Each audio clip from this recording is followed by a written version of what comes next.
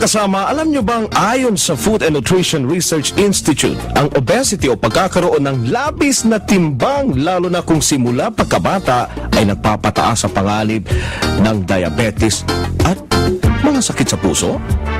Ako po si Rod Marcelino at muling suba sa inyo ang radyo mo sa nutrisyon. Malusog na katawan, nutrisyon ang kailangan.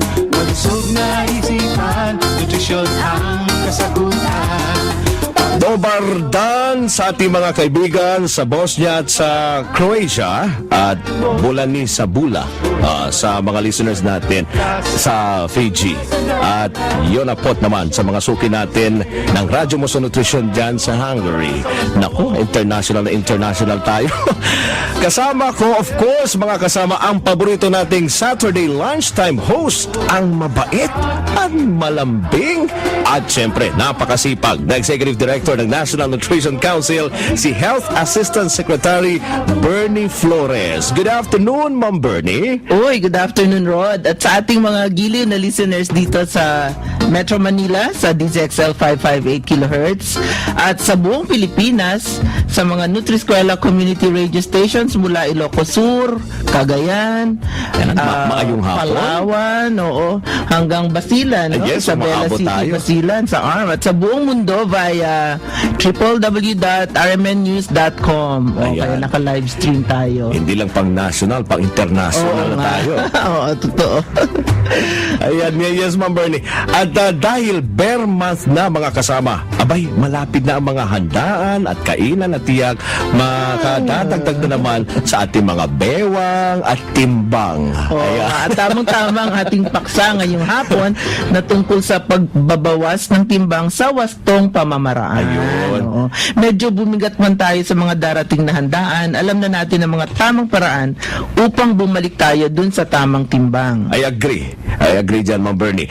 Minsan talaga, mahirap magpababa ng timbang, mga kasama, kapag minamadali sa pamamagitan ng biglaang pagbabawas ng kinakain at napanghihina at ang pakiramdam ay laging parang gutom.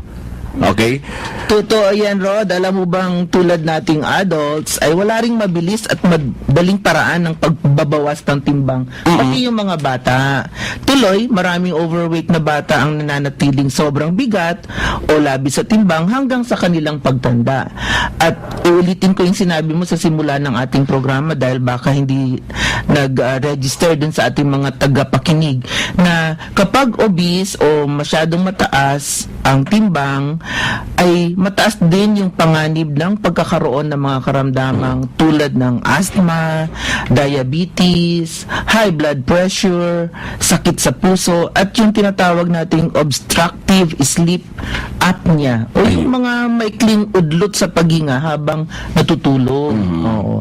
Dagdag ko pa nga na batay sa resulta ng ating 7th National Nutrition Survey na ginawa ng Food and Nutrition Research Institute noong 2008, sabi ng survey ay halos isa sa bawat 3 adults na nasa edad kagaya natin, 30 hanggang 59 years old, Above, ay overweight daw. Aba, importante pala talagang bantayan ang timbang simula bata pa lamang at kung sakali namang overweight na, ay bawasan ito sa wastong Napakaging paraan. conscious pala tayo sa ating timbang sa katawan, no? Oo nga, kaya kapag nag-crash diet ka naman kasi, Rod, halimbawa, gusto mong biglang pumayat, masama rin yun sa kalusugan. Dahil napagkakaitan yung ating katawan ng mahalagang sustansya gaya ng mga vitamins, yung protein, carbohydrates, at marami pang iba. Kaya naman, ang bisita natin ngayong hapon ay eksperto sa tama at malusog na paraan ng pagbabawas ng timbang. Ang ating bisita ay isang nutritionist dietitian by profession, clinical nutritionist by specialization. Meron pa rin siyang sports nutrition na specialty. At currently, siya po ang Vice President ng Philippine Association for the International Study of Overweight and Obesity. At siya po ay walang iba kundi ang ating friend at ating kaibigan, mentor na rin, walang iba kundi si Miss Sunny Rose S. Orbeta. Magandang hapon po, Miss Sunny Rose. Magandang hapon sa iyo, Bernie. Natutuwa ako. Tumingbitan na naman ninyo ako ngayon. Kami nasa amin po yung katuwaan at saka yung honor, Ma'am Sunny Rose. Okay, Ma'am Sunny. Si Rod. Okay, Rod po. ang unang tanong namin sa inyo, ano po ba itong obesity?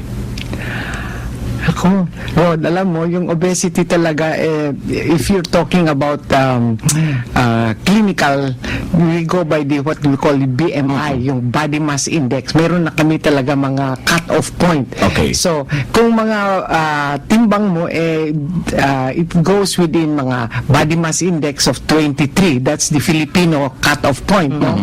And hanggang 25 pwede na. Pero yung mga obese at saka overweight, you know, ang body mass index nila 42, 38, mga ganun, no?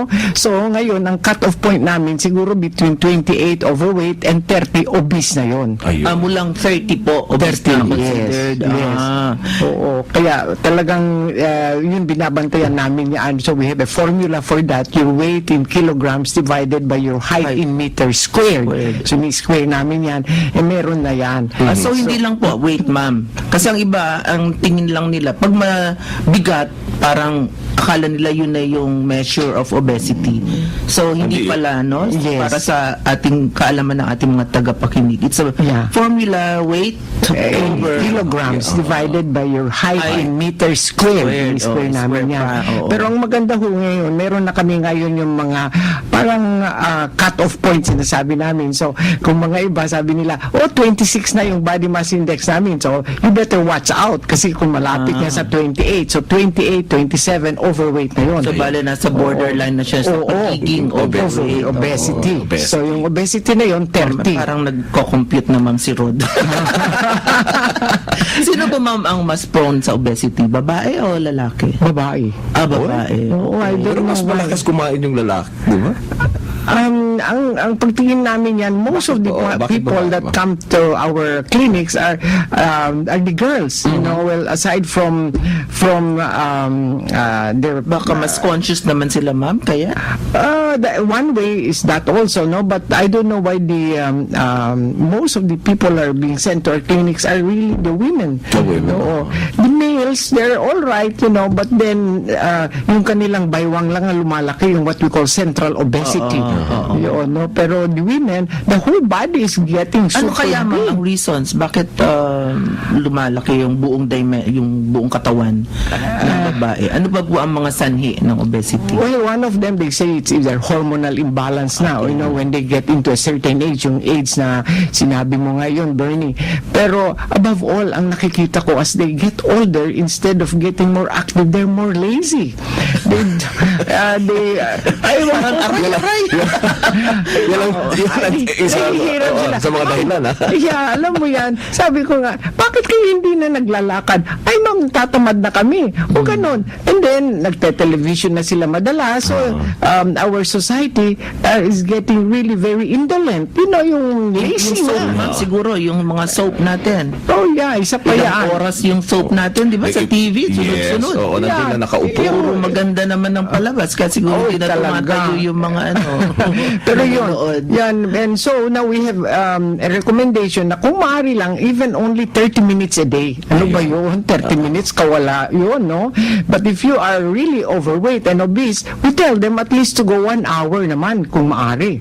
You know? Pero ma'am, ano yun? They have to go to a gym or a facility? No need, no need, Bernie. Sabi ko, hindi. dyan lang sa tagiliran ninyo, dyan sa mga malapit lang sa inyong bahay. Oo. Now, that's one, no? around the Walking. subdivision, Yes, ano. yes. Or kung mahilig ka naman sa shopping sa mall, sabi ko, nalilibang ka na sa mga nakikita mo dyan, okay na rin yan sa paglalakad, no?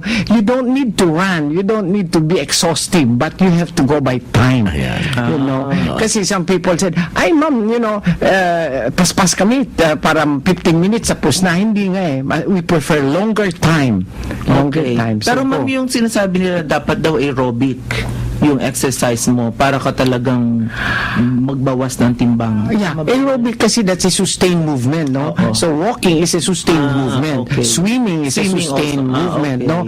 Ballroom dancing is a very good exercise, no? Kasi may music at saka nalilibang ka sa mga gwapong partner mo dyan, you know?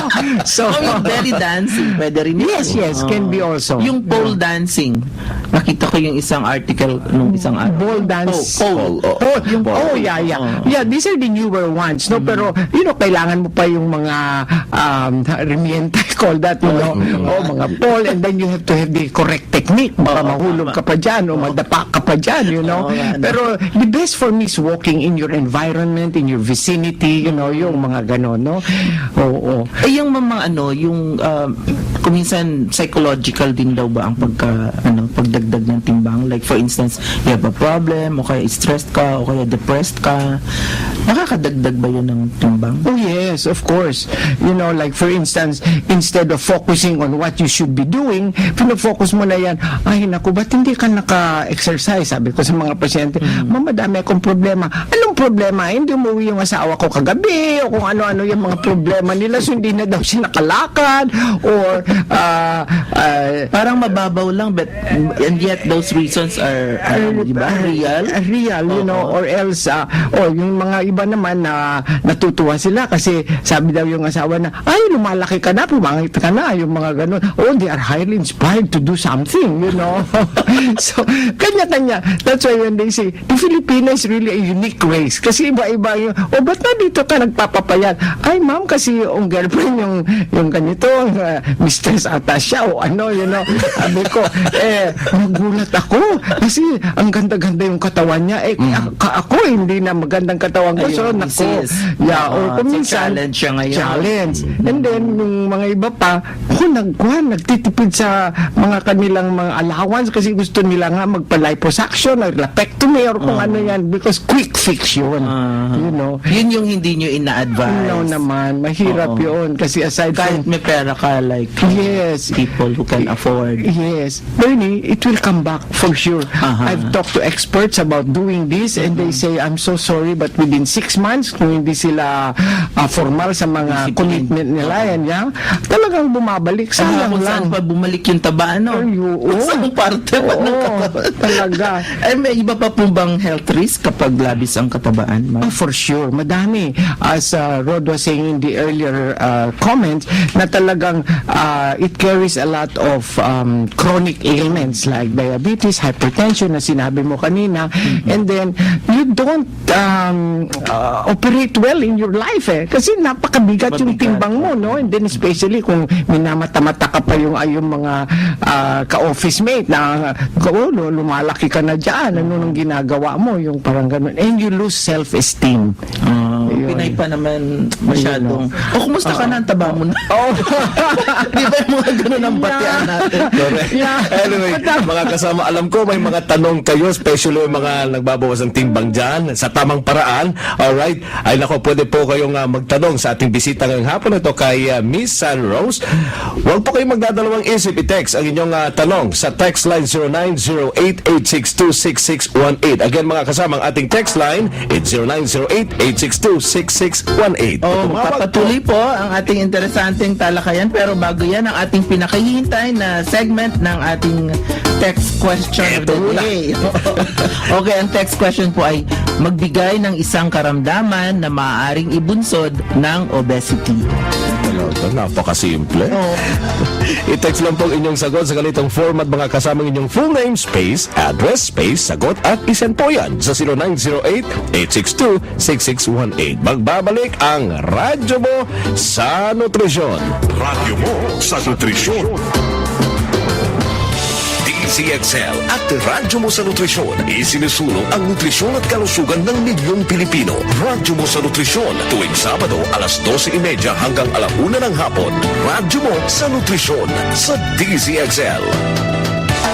Radyo Mo sa Nutrisyon. Sina Asek Bernie Flores, Executive Director ng National Nutrition Council, at si Roderick Marcelino sa programang Radyo Mo sa Nutrisyon. Okay, we're back. Mga kasama sa ating programa ang Radyo Mo sa Nutrisyon at syempre ang ating pinag-uusapan ngayong hapon ito ay tungkol sa losing weight the healthy way. At kasama pa rin natin ang ating bisita si Miss Sunny Rose S. Orbeta, Vice President po ng Philippine Association for Study of Overweight and Obesity. Okay, ma'am, punta naman tayo dun sa problema ng overweight or obesity sa mga kabataan. Oo, kasi ang napapansin natin, even the National Nutrition Survey nag-quadruple yung prevalence ng overweight among young children, tapos even in adults. Pero let's focus on children. Paano ba maiwasan yung obesity sa mga kabataan? I think, Bernie, ang importante yung the education of the family. Yung mga parents, lolo, lola, ganun. Kasi ang kanilang thinking is the more malusog yung bata, the healthier they are. Yung more taba. Yeah. Cute. Yung ganoon. Madaming beses, yung mga lola, naku, talagang nakikialam sila sa akin. Sabi nila, naku, ma'am, huwag mo naman i-jeta yung akin apo kasi talagang napakasarap yung kumain. Yun na nga ang problema. Sobrang sarap kumain, nadadoble yung pagkain niya, and yun ang nangyayari. Ito po, ma'am, tanong ni Miss Lita Sarmiento from Quezon City, namamana po ba ang obesity? Tamang-tama. Namamana po ba siya? Not directly, but there is a strong what we call a genetic predestination if your father or your mother are really obese or overweight. Yeah, because you carry, of course, aside from the fat genes, we call that now, there is now what we're identifying as a fat gene, you are also carrying the lifestyle, mga lifestyle of the family. Behavior. Hindi sila kumakain ng tama, hindi sila nag-exercise. Ang exercise nila is what we call sitting exercises. Yung sinabi mo kanina. Computer. Yun na nga ang worry namin ngayon. Kami mga kabataan, ang gagaling nila sa computer, nababayaan na yung mga play activities. So, ano po ba yung pwedeng gawin or paraan ng pagbabawas ng timbang? At the same time, hindi parang palaging nagugutom yung pakiramdam. Kasi yun ang ng mga bata, parang feeling nila, pinaparusahan sila pag hindi na sila binibigyan ng additional food, gano'n, kahit busog na. Di po ba? Paano po yung gagawin ng mother, halimbawa, or ng family sa ganong situation? We usually try to educate the family, the whole family. So as we said, dieting is a family affair. Kasi talagang yung mga nanay, dapat i-introduce nila as early as possible the importance of fruits, vegetables, yung mga pagkain na tama. Like for instance, kung gutom sila, natutuwa nga sila, pwede yung pakainin niya ng mais, carbohydrate yun, or mga kamote, or mga iba-ibang klaseng tinapay. Pero ang binibigay nila, yung mga fried foods. Yeah. Yan. Or taas pala ng calorie ng donut. Ay, sobra. Pero sobra pala. Oo. And then, of course, at saka ang ano lang niya, ang gaang-gaang sa makalima ka sa isang setting. Tsaka, Bernie, there are families talaga, it's their tradition to end their meal with a pastry or a dessert. Parang hindi daw tama yung pagkain o hindi kompleto kung walang sweet something. Panghimagas. Oo. So yung mga pastillas, sabi ko, kung isa lang, okay, pero huwag ibusin ng 6. Or, so it's a lot of fallacies talaga na o-observe namin. Okay, ito ma'am, isa pang tanong galing kay Grace Aquino naman ng Bulacan. Sabi niya, may tama po bang age o time para mag-diet ang isang tao? Kung napapansin na ninyo na talagang especially the growing children, na talagang sobra na sa kalusugan, we call that, usually what happens is I tell them to get permission from their pediatrician, na pwede ba, kasi para it's aside from being more scientific, instead of this mga, sabi ni ganito, hindi daw pwede yung kanin, sabi ni ganito, hindi daw pwede yung pandesal. See, these are all fallacies. dialysis, no?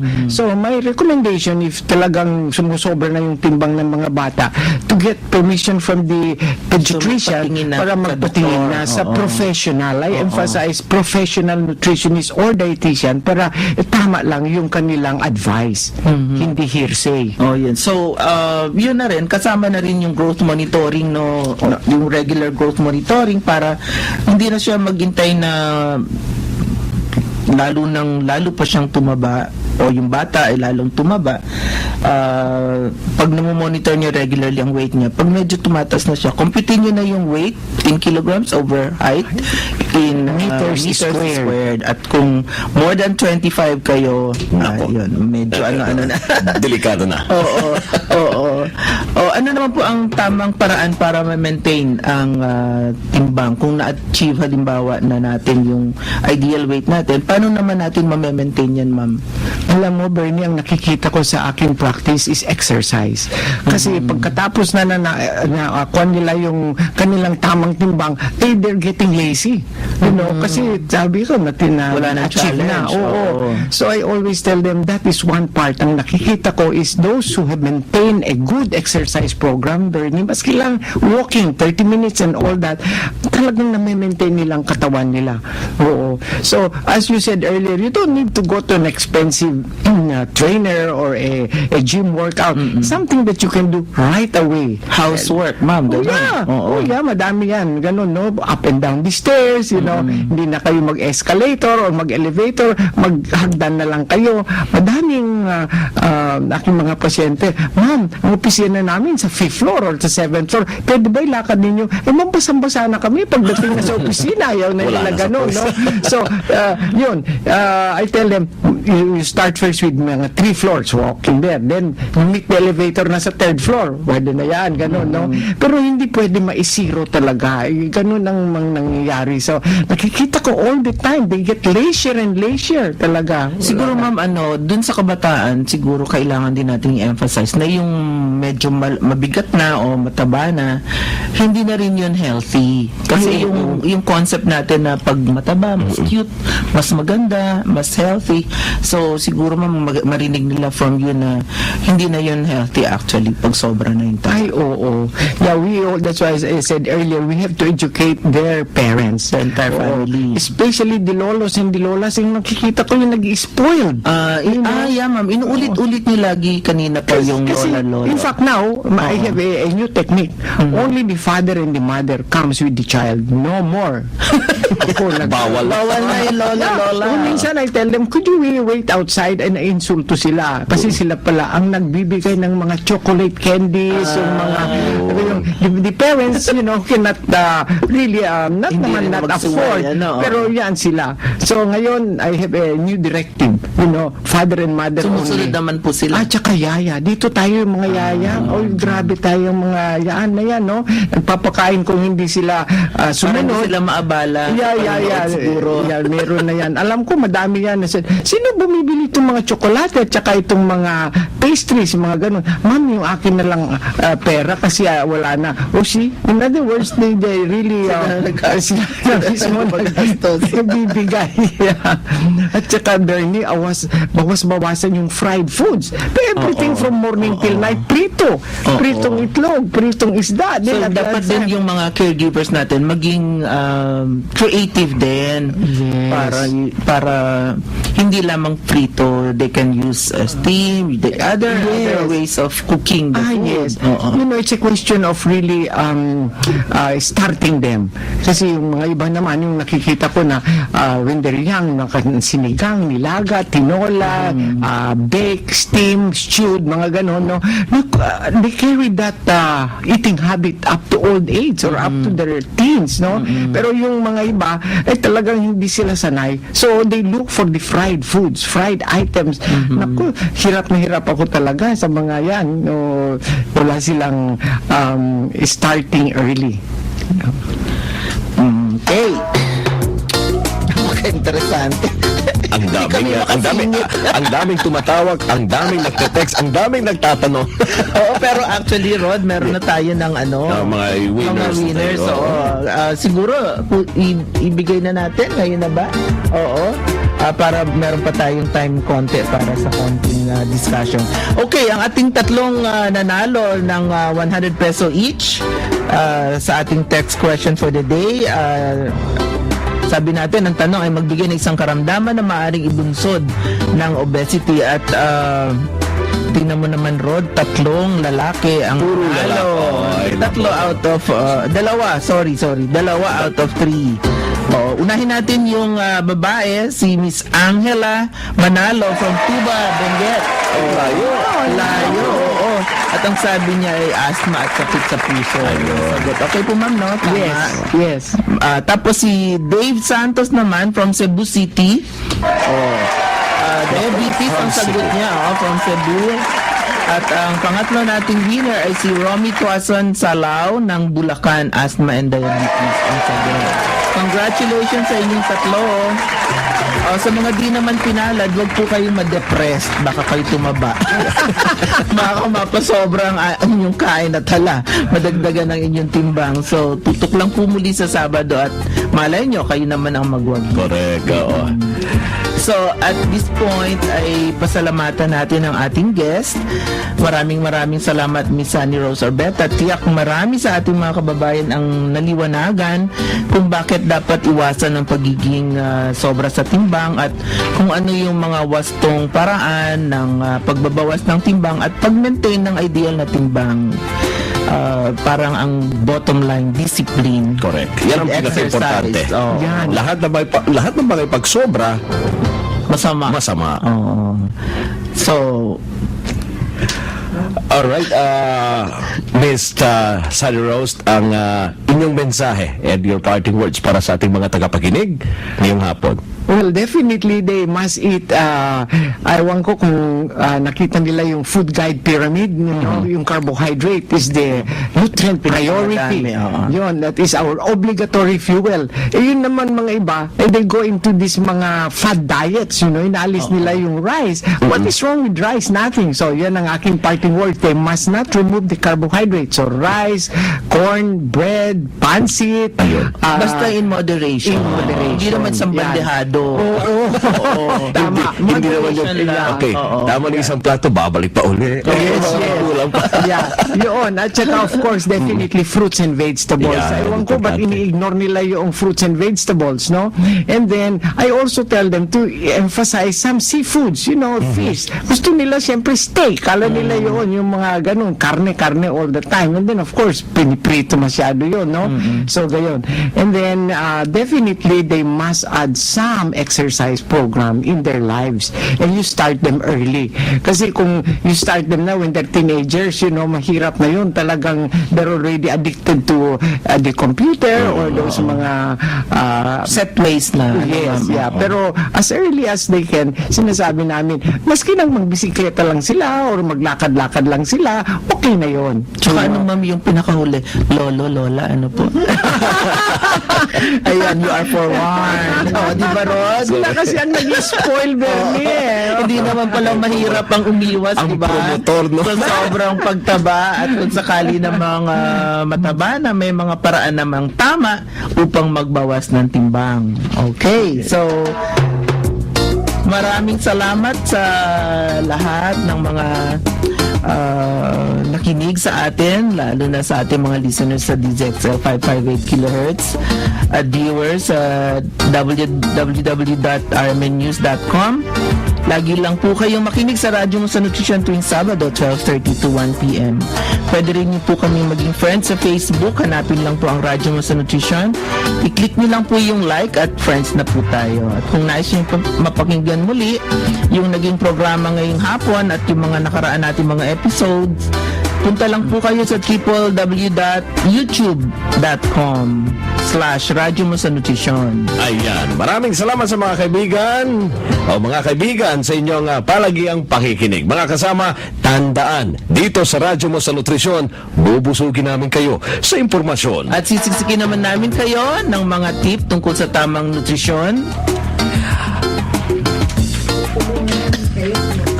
Ayan, at tutulungan namin kayong imaksi ang mga maling gawain kumukontra sa mabuting kalusugan. Wastong nutrisyon, impormasyon. Solusyon, positibong aksyon. Tandaan po natin, malusog na katawan, malusog na isipan, para sa malusog na mamamayan. Ang inyo pong lingkod, Asek Bernie Flores. At ako naman si Rod Marcelino, mga kasama, kami ang inyong mga kabalikan sa kalusugan at wastong nutrisyon. Dito sa Radyo Mo sa Nutrisyon.